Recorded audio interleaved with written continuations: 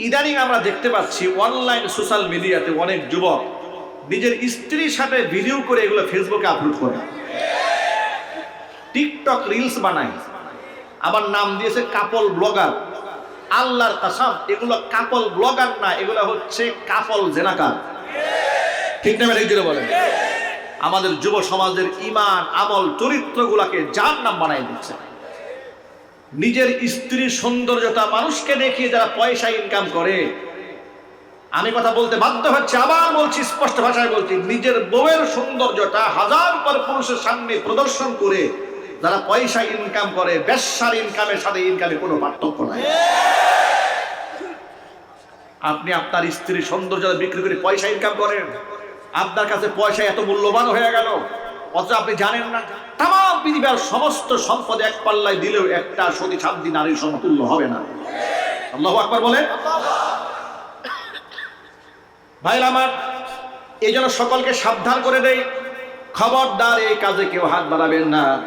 এই যে গার্মেন্টসে আপনারা চাকরি করেন, সততার সাথে কাজ করেন, 10,000 টাকা বেতন পান, কাজ করেন, 15,000 টাকা বেতন পান, কাজ করেন, ফাঁকি দিবেন না। নামাজের সময় নামাজ পড়েন, কাজের সময় কাজ করেন। এই যে মাল্টিফ্যাক্সের কথা তো না বললেই নয়, গোটা বাংলাদেশে এই বিষয়টা আলোচনা হয়েছে। এক সময় আপনারা দেখেছেন নামাজ কর্তৃপক্ষ সাইনবোর্ড লাগিয়ে নোটিশ করে বলেছিলেন যে এখানে যারা কর্মচারী কর্মকর্তা বৃন্দ আছেন আপনারা বাধ্যতামূলক নামাজ পড়বেন। এই নোটিশ দেওয়ার কারণে স্বৈরাচারীর আমলে তাদেরকে শোকজ করা হয়েছিল। গোটা বাংলাদেশে আলোচনা সমালোচনার ঝড় উঠেছিল। আমি তো মনে করি মাল্টিফ্যাক্সের চেয়ারম্যানকে ফুলের মালা দিয়ে বরণ করা দরকার ছিল, কারণ যদি ফ্যাক্টরির কর্মকর্তারা নামাজি হয়, আল্লাহর কসম গোটা রাষ্ট্রের মধ্যে আল্লাহর রহমত আল্লাহ ভরপুর করে দেবে। তা না করে তাকে সমালোচনার টার্গেটে পরিণত করা হলো। যে কি ব্যাপার, ওখানে নামাজ কায়েম হবে কেন? মনে হচ্ছে কি সন্ত্রাসী কর্মকাণ্ড করার জন্য মাল্টিফ্যাক্স কর্মকর্তারা কর্মচারীরা চেয়ারম্যান সাহেব উদ্যোগ নিয়েছেন, নামাজ কেন পড়বে জবাবদিহিতা করতে হবে। নাউজুবিল্লাহ বলেন। বাংলাদেশে এমন বহু ফ্যাক্টরি আছে, চাকরি করতে হলে মুখে দাড়ি রাখা যায় না। ঠিক না? এই জন্য বলেন নামাজ পড়তে যায় না। আমাদের কাছে মুসল্লিরা গিয়ে অভিযোগ করে, হুজুর বড় দুঃখ লাগে, চাকরি করি, নামাজের সময় যায় না, নামাজ পড়তে গেলে গালিগালাজ করে। সেই জায়গায় তারা নামাজের আয়োজন করেন। প্রত্যেক বছর আল্লাহর কোরআনের মঞ্চ সাজিয়ে আপনাদেরকে বরেণ্য আলেমদেরকে দাওয়াত দিয়ে কোরআনের কথা শোনান। আমি আল্লাহর কাছে হৃদয়ের গভীর থেকে আল্লাহর কসম করে বলি, তাকে শোনাবার জন্য নয়। যখন তার সাথে আমার সম্পর্ক ছিল না, তখন আমি মাহফিলে মাহফিলে তাদের জন্য দোয়া করেছি। আল্লাহর ভালোবাসায় আমাদের মহব্বত হয় আল্লাহর জন্য। কথা ঠিক না? এই জন্য বলেন। আমি বলবো মাল্টিফ্যাক্স গোটা বাংলাদেশের জন্য একটা আইডল, একটা মডেল, একটা আইকনিক প্রতিষ্ঠান, যেখানে হাজার হাজার শ্রমিকদেরকে নামাজের ব্যবস্থা করা হয়েছে, অসংখ্য মেয়েদের পর্দার ব্যবস্থা করা হয়েছে, হিজাবের ব্যবস্থা করা হয়েছে, জায়নামাজের ব্যবস্থা করা হয়েছে।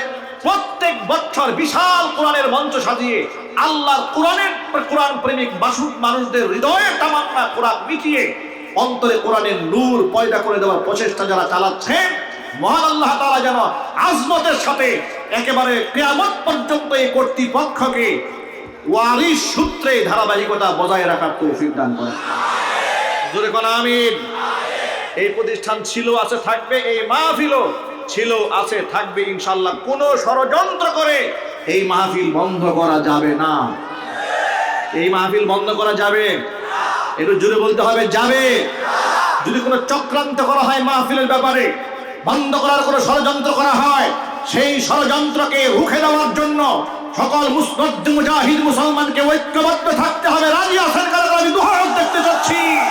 এই জন্য আমার সকল শ্রমিক ভাইদেরকে বলছি, শ্রমিক ভাইয়ের আমার, যে কথা বলতে গিয়ে কথাটা বললাম সেটা হলো, এই যে ফেসবুক, ইউটিউব আর টিকটক রিলস বানিয়ে নিজের বউয়ের ছবি মানুষকে আর দেখাবেন না, ইনশাল্লাহ বলেন। নতুন বিবাহ করে কপাল কত খারাপ দেখেন, বিবাহ করে বউয়ের ছবি ফেসবুকে দিয়ে বলে, প্রিয় বন্ধুগণ আপনাদের নতুন ভাবি, খাস দিলে দোয়া করে দিবেন। কি নাই? যদি বলুন না ভাই নাই। আরে কি নির্লজ্জ, কেমন নির্লজ্জ! বউয়ের ছবি ফেসবুকে দিয়ে বলে খাস দোয়া চাই। আবার কেউ বলে এই 2 বছর হলো, আজকে আমাদের 2 বছরের পূর্ণ হলো বিবাহ বার্ষিকী। দুইজনের ছবি একসাথে দিয়া এরপরে ছাড়ে, আর পাবলিক লেখে কিউট ভাবি, সুইট, বিউটিফুল, আরো একবার হট ভাবি, সুপার হট, একেবারে কেক হয়ে যাবে হটের খেলায়, লেখা শুরু করছে। আর এগুলো দেখে দেখে খুব খুশি হয়। আহা, আপনার স্ত্রীর প্রতি কত মানুষ কত বাজে নজর দিয়েছে, একটাবার কল্পনা করেছেন? আপনি না মুসলমান, আপনার তো একটা ব্যক্তিত্ব থাকা উচিত, আপনার তো একটা শাখসিয়ত থাকা উচিত, আপনার তো একটা আভিজাত্য থাকা উচিত। আপনি মুসলমানের সন্তান, আপনি এত বেহায়া, এত নির্লজ্জ যে আপনার স্ত্রীর দিকে মানুষ যৌন সুখে তাকায় আর আপনি এটা উপভোগ করেন। আমি সকল ভাইদেরকে বলছি, এই কাজটা আজকের পর থেকে আমরা কেউ করব না। বলেন ইনশাআল্লাহ এই কাজটা কেউ করবেন? একটা হাদিস শোনায়, হুজুর বলেছেন, সালাসাতুন ক্বাদ হারামাল্লাহু আলাইহিমুল জান্নাহ, 3 শ্রেণীর মানুষের জন্য আল্লাহ তাআলা তার জান্নাতকে হারাম করেছেন। 1 নাম্বার হচ্ছে মুদিমিনুল খামর, যারা মদ পান করে তাদের জন্য আল্লাহর জান্নাত হারাম। মাদকের সাথে আমাদের ভাইদের কোনো সম্পর্ক থাকতে পারে না, ইনশাআল্লাহ বলেন। 2 নাম্বার ওয়াল আক, পিতা মাতার অবাধ্য সন্তান যারা, তাদের জন্য আল্লাহর জান্নাত হারাম। 3 নাম্বার ওয়াদাইয়ুসুল্লাযী ইউকিরু ফি আহলিল খাবাস, ওই দায়ুস পুরুষ যেই ব্যক্তি তার অধীনস্থ নারীদেরকে বেপরদায় চালায়, তার জন্য আল্লাহর জান্নাত হালাল না হারাম। তাহলে আজকের পর থেকে আমাদের অধীনস্থ মেয়েদেরকে, মাদেরকে, বোনদেরকে, স্ত্রীদেরকে কখনো আমরা বেপরদায় চলতে দেব না, বলেন ইনশাআল্লাহ। আর মা বোনদেরকে এই কথাটা বোঝা উচিত, আপনি কেন বেপরদায় চলবেন? আপনি আপনার স্বামীর কাছে রানী হয়ে থাকুন, আল্লাহ তাআলা আপনার সংসারে সুখ দেবে, সমৃদ্ধি দেবে, রহমত দিবে, ভালোবাসা দিয়ে আল্লাহ ভরপুর করে দেবে। আজকে ঘরে ঘরে মারামারি, ঝগড়াঝাটি আছে না নাই? ডিভোর্স বেড়েছে, তালাক বেড়েছে, পরকীয়া তো একবারে ঘরে ঘরে পৌঁছে গেছে। নাউযুবিল্লাহি মিন যালিক। আল্লাহ তাআলা আমার যুবক ভাইদেরকে, আমার মা বোনদেরকে, সকলকে আগামীর ভবিষ্যৎকে জঘন্য পাপাচার থেকে হেফাজত করুন। জোরে কোন আমিন।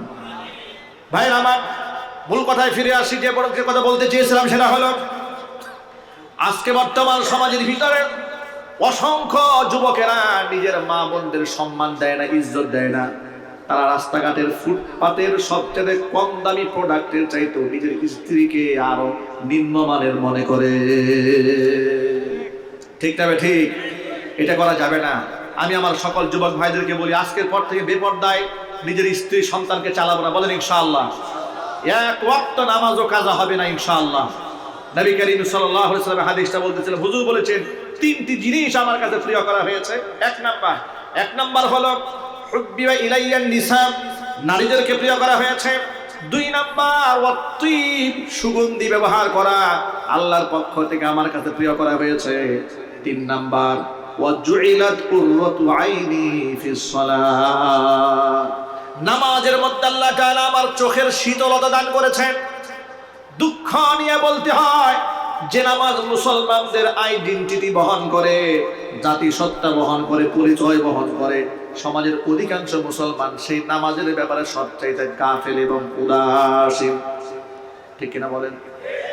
নামাজ পড়বো কয় ওয়াক্ত ভাই? বলেন ইনশাআল্লাহ। নামাজটা আমার পরিচয়।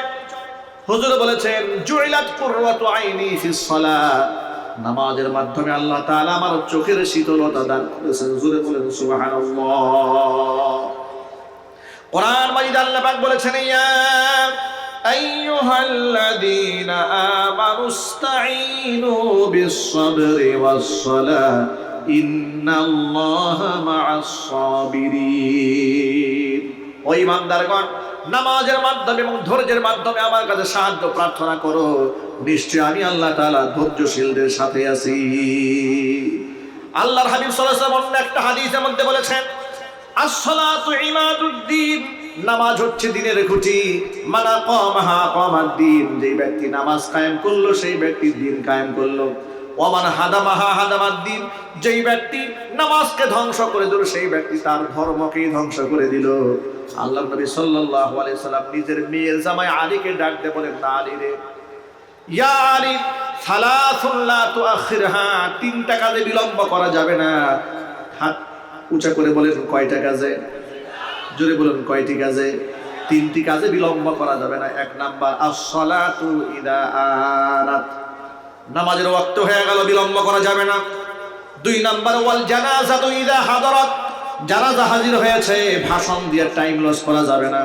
আমাদের বাংলাদেশের বর্তমান অবস্থা এরকম, জানাজা পড়ার আগে দিয়া নেতা কর্মীদের ভাষণ আছে না না? একটু জোরে বলেন। আচ্ছা, সবার কাছ থেকে মানুষ উপদেশ শুনতে চায়, জোরে বলেন। লাশকে সামনে নিয়ে টাকনুর নিচে প্যান্ট পরে বক্তব্য দেওয়া শুরু করছে যে প্রিয় ভাইয়ের আমার, বোনের আমার, এখানেও রাজনীতি, সব জায়গায় রাজনীতি, ওয়াজ মাহফিলের রাজনীতি, গানের মঞ্চে গিয়ে রাজনীতি, জানাজার সামনে গিয়েও রাজনীতি, কবরের সামনে গিয়েও রাজনীতি, আছে না নাই? নবী করিম সাল্লাল্লাহু আলাইহি ওয়াসাল্লাম বলেছেন খবরদার জানাজার সামনে বিলম্ব করবে না, পড়ে ফেলো। 2 নাম্বার। 3 নাম্বার ওয়াল আইয়িমু ইদা ওয়াজাদতালাহা কুফুয়ান, এই পয়েন্টটা যুবক ভাইরা একটু কান খাড়া করে শুনেন, বিশেষ করে গার্জিয়ানরা শুনেন। আল্লাহ পাক বললেন, আল্লাহ রাসূল বললেন ওয়াল আইয়িমু ইদা ওয়াজাদতালাহা কুফুয়ান, বিবাহের উপযুক্ত ছেলে মেয়ের জন্য যদি উপযুক্ত পাত্র পাত্রী পেয়ে যাও তাহলে বিলম্ব করা যাবে না, তড়িঘড়ি করে বিবাহ দিয়ে দাও। বিবাহটা সহজ করো, লম্বা লম্বা মোহর ধরে বিবাহকে কঠিন বানিয়ে দিও না। নবী করিম সাল্লাল্লাহু আলাইহি ওয়াসাল্লাম বলেছেন আইসারুহা মাউনাতান, সবচেয়ে উত্তম বিবাহ হচ্ছে সেই বিবাহ যেটা একেবারে অল্প খরচে সারা যায়। জোরে বলতে হবে আল্লাহু আকবার। এবার বাস্তব জীবন থেকে আপনাদেরকে একটা গল্প শোনাই। আমার বুট বাজারে এক মুসল্লি আমাকে একদিন এসে বলে, হুজুর আমাকে একটা তাবিজ দেন, আমি আপনার প্রচন্ড ভক্ত, খুব মুসিবতে আছি, আমাকে একটা তাবিজ দেন, আমি বিপদ থেকে উদ্ধার হই। আমি বললাম কিসের তাবিজ? তিনি বললেন আমার ছেলের জন্য। ছেলে কি হয়েছে? যে আমার ছেলের বয়স 21 বছর, উনি এখন উত্তরাতে একটা প্রাইভেট ইউনিভার্সিটিতে পড়াশোনা করে, কিন্তু ছেলে এমন বেয়ারা হয়েছে, এমন সীমা লঙ্ঘন করে, রাত 2টা বাজে বাড়ি আসে না, 3টে বাজে বাড়ি আসে না, এমনকি মাঝে মাঝে সারা রাতেও বাড়ি আসে না। তা আমাদের একটা মাত্র ছেলে, আমরা বড্ড পেরেশানি থাকি। এমন একটা তাবিজ দিবেন যে তাবিজটা তার গলায় দেওয়া মাত্র বাপ মার এমন বাধ্য হয়ে যাবে, আমরা যা বলবো তাই শুনবে। আমি এই কথা গল্প শোনার পরে তাকে বললাম যে আপনি তো আমাকে মহব্বত করেন, ভালোবাসেন, তাবিজের জন্য আসছেন, আমি তো তাবিজ কবজ দিই না, এগুলো আমি ব্যবসা করি না, বরং আপনাকে আমি একটা ভালো বুদ্ধি দিই। তিনি বলেন কি বুদ্ধি? আপনি আপনার ছেলেকে তাড়াতাড়ি একটা বিয়ে করাই দেন। এই কথা শোনার পরে তিনি আমাকে বললেন, হুজুর আমার ছেলের বয়স মাত্র 21 বছর। মাত্র কত বছর? যদি বলেন কত বছর? আর আপনি বিবাহের কথা বলেন এত তাড়াতাড়ি। আমি বললাম আমি যা বলেছি এটা আপনি একটু ভেবে দেখেন। তিনি বাড়ি গেলেন, স্ত্রীর সাথে পরামর্শ করলেন, বউ নাকি বলেছে ছেলের মা তো হুজুর তো খারাপ কিছু বলে নাই, ভালো কথা বলেছে, তো এক কাজ করো হুজুরকেই বলো আমার ছেলের জন্য একটা পাত্রী সিলেক্ট করতে। হুজুর তো গোটা দেশ ঘুরে, হুজুর একটা পাত্রী ঠিক করে দিক। আমাকে ফোনে বলেন, হুজুর তাহলে আমার ছেলের জন্য একটা পাত্রী দেন। আমি বললাম ভাই আমি মাহফিলে ব্যস্ত মানুষ, আপনারা খোঁজ নেন, আমি দোয়া করে দেব। 1 সপ্তাহের ব্যবধানে ইমার্জেন্সি পাত্রী কোথায় একটা পেয়ে গেছে, ফোন দিয়ে বলে হুজুর কাম হয়ে গেছে, আপনার দাওয়াত, আপনি বিবাহ করাবেন।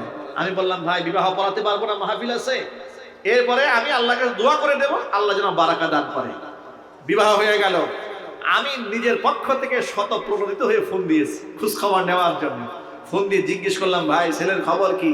উনি আমাকে বলেন হুজুর ছেলে তো 3 দিন হয়েছে ঘরের দরজাই খুলে না। আল্লাহু আকবার বলেন। আমি বললাম তাবিজটা কেমন হলো? কেমন হলো তাবিজ?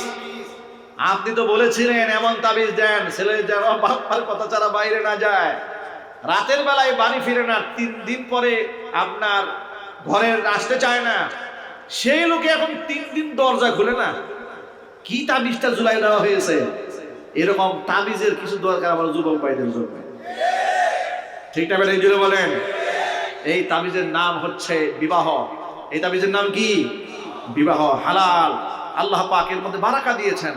কিন্তু যুবক ভাইরা এই গার্জিয়ানরা এমন কথা বলে বিবাহের কথা মুখে নিও না, এখন তোমার ক্যারিয়ার গড়ার সময়, তুমি আগে নিজের পায়ে ভালো করে দাঁড়িয়ে নাও, এরপরে বিবাহ করবা। নিজের পায়ে দাঁড়াতে দাঁড়াতে আর ক্যারিয়ার গড়তে গড়তে ক্যারেক্টারের 12টা বেজে গেছে। ঠিক কিনা জুড়ে বলেন। আমি কুষ্টিয়াতে বহু বছর আগে এক জায়গায় আত্মীয় বাড়ি বেড়াতে গিয়েছিলেন। সেখানে পাশে এক ভদ্র মহিলা, সম্ভব 1992 সালে উনি মাস্টার্স কমপ্লিট করেছেন। ভাইরা সব আমেরিকায় সেটেল, বোনকে বিবাহ দেয় না। তারা বলে আমার বোনের সমতুল্য কোনো পাত্রই পাচ্ছে না খুঁজে। সর্বশেষ তিনি এখন বুড়ি হয়ে গেছে, এখন বিবাহের রাস্তাটা সব বন্ধ হয়ে গেছে। এইভাবে যে কত মা বোনেরা সময় হারিয়ে আফসোস করছেন, স্বামী খুঁজে পাচ্ছেন না। কত যুবক বিবাহ করতে করতে 40 ঊর্ধ্ব বয়স হয়ে গেছে, এরপরেও বিবাহের কোনো খোঁজ খবর নাই। কিন্তু দুঃখজনক বাস্তবতা, এই দেশে অনেক অনেক কুফরি আইন আছে। কুফরি আইনের মধ্যে এটা একটা বড় কুফরি আইন, যে 18 বছর আগে মেয়েকে বিবাহ দেওয়া যাবে না, 21 বছর আগে ছেলে বিবাহ করতে পারবে না। আমরা সরকারের কাছে আবেদন জানাই, এই আইন পরিবর্তন করতে হবে। ঠিক না বেঠিক জোরে বলেন? বাল্য প্রেমের ধোঁয়া তুলে আপনার বিবাহ নিষিদ্ধ করেন, কিন্তু বাল্য বিয়ের কথা শুনলে মাথা নষ্ট হয়। কিন্তু বাল্য প্রেম নিয়ে কারো মাথা ব্যথা নাই কেন? কথা বলে না কেন? বাল্য বিবাহ নিয়ে আপনাদের এত মাথা ব্যথা, কিন্তু বাল্য প্রেম নিয়ে মাথা ব্যথা নাই কেন? আজকে বাল্য প্রেম নিয়ে মাথা ব্যথা না থাকার কারণে ক্লাস 6 এর মেয়েরা বয়ফ্রেন্ড নিয়ে পালায় যাচ্ছে। ঠিক না বেঠিক জোরে বলেন? এই সব কিছু পরিবর্তন হওয়া দরকার। রাষ্ট্রের আমূল পরিবর্তন সাধন না হলে শুধু ওয়াজ নসিহত দিয়ে দেশ ঠান্ডা করা যাবে না। আমূল পরিবর্তনের জন্য মধ্য মুজাহিদ তরুণ সমাজকে এগিয়ে আসতে হবে, জিহাদের ভূমিকায় উত্তীর্ণ হতে হবে, দ্বীনের পথে ঝাঁপিয়ে পড়তে হবে। আল্লাহর কোরআন, আল্লাহর নবীর সুন্নাহ, আল্লাহর আইন জমিনে প্রতিষ্ঠিত করার জন্য সর্বাত্মক প্রচেষ্টা চালিয়ে যেতে হবে। জান মাল সময় উৎসর্গ করে দিতে হবে আল্লাহর দ্বীনের জন্য। পারবো না যুবকরা? ইনশাআল্লাহ যুবকরা পারবো তো ইনশাআল্লাহ। ঈমানের পথে অবিচল থেকে আমার মরণ যেন